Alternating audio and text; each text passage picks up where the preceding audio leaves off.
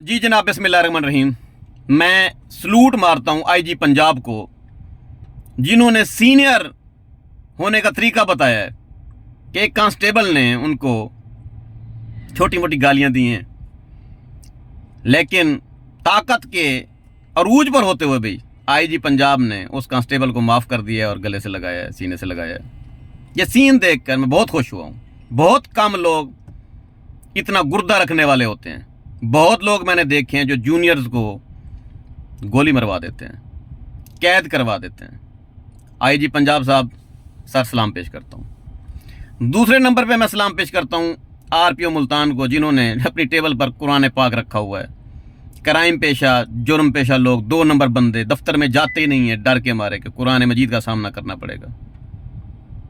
Sir आपको भी सलाम पेश करता हूँ। मैं कॉमन मैन हूँ, आम आदमी हूँ, तहसील शुजाबाद ज़िला मुल्तान का रिहायशी हूँ। मैं आपसे गुजारिश करता हूँ कि थाना राजाराम तहसील शुजाबाद ज़िला मुल्तान की हदूद में जो सेशन जज मियाँ अब्दुर्रहमान बोदला साहब के घर में मौजा लुत्फ़पुर में जो डकैती हुई थी, वो डाकू पकड़े जा चुके हैं और इसका क्रेडिट जाता है एसएचओ राजाराम बिलाल भाई को। उन्होंने कमाल तरीके से इन डाकुओं को पकड़ा है।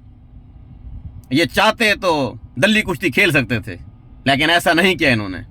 करोड़ों रुपए का सामान भी उनसे बरामद किया है और वो डाकू इस वक्त जेल के पीछे हैं, सलाखों के पीछे हैं। कितना अच्छा होता कि आप अफसरान एसएचओ बिलाल साहब को भी इस तरह सीने से लगाते, यूं थाने में चले आते, कहते यार कमाल आदमी है तू।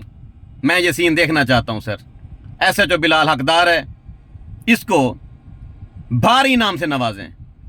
इस तरह के अफसर हमारे थानों में बहुत कम है। ईमानदारी का सबूत दिया है एसएचओ बिलाल राजाराम ने। मेहरबानी सर, शुक्रिया। शहजाद हकीम, शुजाबाद, जिंदाबाद।